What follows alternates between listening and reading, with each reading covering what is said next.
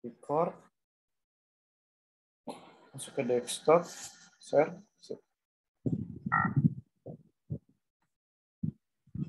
Suara-suara tes. Oke. Assalamualaikum warahmatullahi wabarakatuh. Nama saya Arul Fahri Nurdiansyah. Di sini saya akan mengajarkan kawan-kawan nih untuk mengenal dari amplitude modulation dari contoh soalnya. Nah, di sini kita harus kenal dulu nih apa yang disebut AM, yaitu amplitude modulation. Amplitude modulation itu secara dasarnya adalah bagaimana cara kita ngubah-ngubah suatu amplitude sehingga frekuensi yang kita inginkan atau frekuensi dari sinyal yang kita mau kirimkan itu sesuai dengan kaidah-kaidah pengiriman data. Artinya ketika kita mengirimkan sesuatu, ketika kita mengirimkan suatu informasi dan hal tersebut nyampe ke dalam si pengguna atau ke si penerima dan hal itu nggak rusak sama sekali, nah itulah bentukan dari amplitude modulation-nya seperti itu. Itu bagian dari fungsinya. Nah, oke, kita langsung ngebahas soalnya. Soal mengenai amplitude modulation. Yang pertama, kita lihat ada gambar di sini. Ini adalah detektor atau demodulator sinkron. Sistem ini digunakan pada sisi penerima untuk mendapatkan kembali sinyal informasi MT yang telah dimodulasikan pada pengirim. Artinya ini dibuat ketika kita ingin mengirimkan sesuatu, tapi pas banget hal yang dikirimkan itu sesuai dengan apa yang diterima. Apa yang diterima itu sesuai dengan apa yang dikirimkan, seperti itu, Pak. Artinya MT ini bakal keluar terhadap MT juga. Buktikan bahwa sistem tersebut pada sisi V out diperoleh kembali bentuk MT dengan mengabaikan konstanta pengalih magnitudenya. Nah, ini terjadi ketika konstanta pengalih dihilangkan. Oke, kita lihat.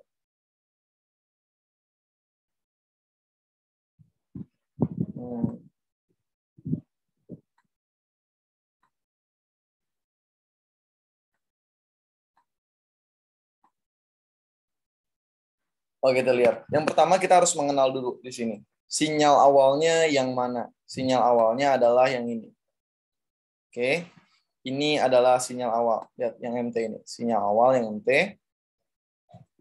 Lalu sinyal modulatornya yang mana? Cos omega CT. Nah, ini adalah sinyal dari modulatornya. Kita ganti warna dulu bentar. Nah, ini sinyal modulatornya. Lalu yang kuning ini itu adalah sinyal awalnya. Ganti warna aja. Nah, ini sinyal awalnya. Lalu kedua ini yang warna kuning itu adalah dua-duanya ketika MC dikali cos omega T itu adalah sinyal yang termodulasi. Ini adalah sinyal yang termodulasi. Oke. Nah, terus kita lihat dulu yang lain. Terus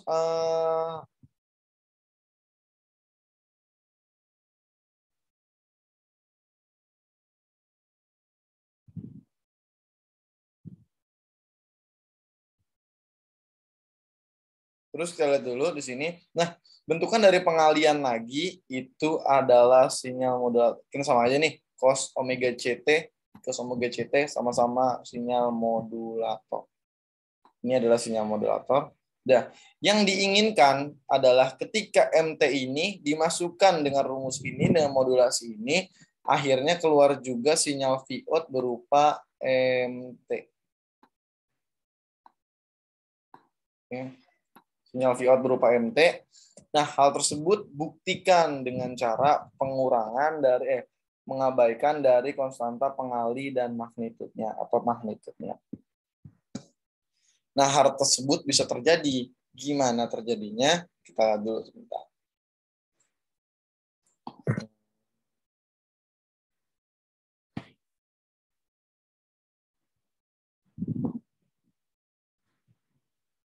Oke, kita lihat dulu. Nah, di sini ada langsung pembagian sinyal. Pembagian sinyalnya. Oke, pembagian sinyal. Yang pertama sinyal modulator tadi. Ini. Kita cari Fourier transformnya. Fourier transform dari sinyal cos ini, cos omega CT adalah, kita cari dulu. Ini kan setengah, dan di sini harus ada plus, dan di sini harus ada minus. Artinya setengah do omega plus omega C, ditambah do omega min omega C. Itu adalah transfer Fourier-nya. Oke, lalu sinyal awalnya dari MT adalah M omega. Anggap aja M omega ini sebagai band limit. Pertama, dan anggap sebagai band limit, lalu cos ini anggap sebagai XT. Ya, ini anggap sebagai XT. Udah, anggap band limit. Nah, kita lihat properti yang digunain untuk ngegambarin dari Fourier transformnya. Jadi kan ada Fourier transform tuh. Nah, properti yang digunain yang pertama adalah ketika XT dikali GT, hasilnya adalah X omega konvolusi dari G omega. Ini properti dari Fourier transformnya. Jika properti impulse function-nya itu adalah XT dikonvolusikan bersama do T min T 0, hasilnya adalah XT min T 0. Itu adalah properti dari impulse function-nya. Kita lihat dulu di sini. Ini adalah domain dari waktu. Yang pertama, kita pakai domain dari waktu hingga berubah menjadi domain dari frekuensi. Oke, sama. Ini kita lihat berubah dari frekuensi, jadi makanya awal-awal dari pengubahan dari Fourier transformnya itu berubah menjadi omega semua. Nah, yang tadinya pakai T, berubah menjadi omega semua dari transformasi Fourier yang dilalui.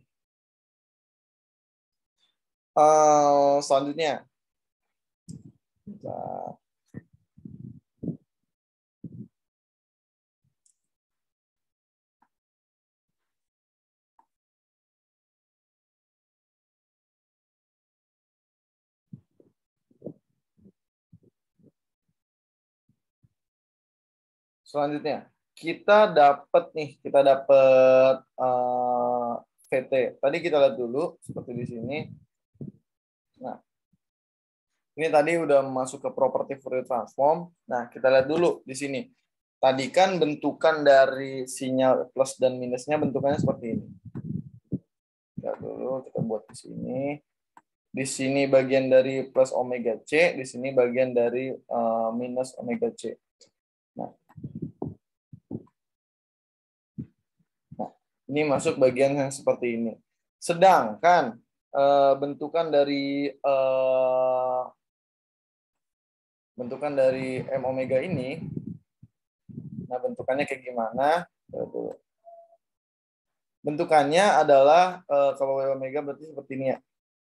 Set. Nah, terus yang di samping-samping ini kita tulis kosong. Dia karena cuma memakai satu konstanta dari M omeganya. Ya, lalu kita lanjut.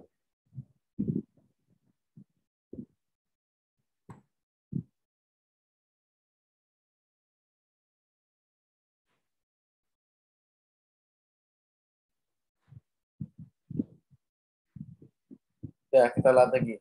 Terus kita mencari bagian dari MT, bagian dari MT. Bagian dari VT. Nah, VT itu kok hilang lagi ya.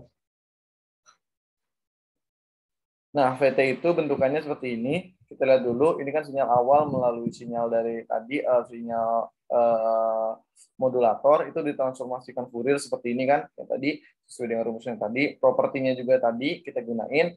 Nah, sekarang kita masukin nilai T, yaitu pengubahan dari sinyal transform. Itu kita lihat bentukannya adalah 1M, setengah M, omega min omega C plus omega setengah M, dikali omega plus omega C itu adalah sinyal hasil modulasinya. Dapat dari mana? Perkalian dari atas ini. M omega dikali setengah, bla bla bla bla. Nah, ini dapat dari mana? Transformasi dari Fourier dari ini. Udah dapat. Ketika itu langsung masuk ke dalam V omeganya. V omega itu bakal dikali dengan hasil dari modulasi itu sendiri. Oke. Untuk ngedapetin apa? Nah, untuk mencari nilai A dan B. Ketika kita nyari nilai A dan B, sudah kelar. Coba lihat di sini. Di sini adalah ada VT. Nah, di sini ada hasil konvolusi dari cos omega T. Nah, kita lihat sendiri. Ini VT pengganti dari nilai dari modulasi yang pertama.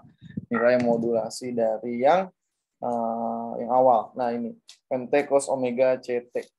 Sekarang diganti VT. LPF-nya sama, V out-nya yang digunakan adalah MT, cos-nya juga sama. Dah, kita cari bagian dari A-nya. Gimana cara nyari bagian dari A-nya? Yang pertama adalah masukin masalah dari awalnya. Pertama, masukin nilai V omega atau sinyal dari hasil modulasi. Terus dikali sama apa? Dikali sama nilai dari V omega hasil dari konvolusi ini. Lihat dulu. Ya, nilai dari konvolusi omega itu. Lihat, ini kan nilainya sama, jadi kan bisa dimasukin plus-plus juga, jadi kan plus. Nah, dikaliin atau dikonvolusiin, ketika itu sudah dikonvolusiin hasilnya adalah 1/4 M omega ditambah 1/4 M dikali omega plus 2 omega C. Ini hasil dari A-nya. Terus B-nya gimana? Setengah M omega ditambah setengah M dikali omega min 2 omega C. Itu adalah dapat dari mana? Dapat dari yang A, hasil dari A. Nah, gitu. Itu hasil dari A. Sebenarnya A itu adalah rumus awalnya, sedangkan B adalah hasilnya. Nah, terus kita jumlahin. Yang pertama tadi kan ini nih, dijumlahin sama B-nya.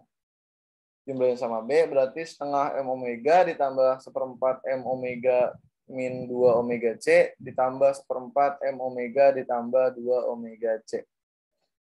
Oke, itu A plus B-nya.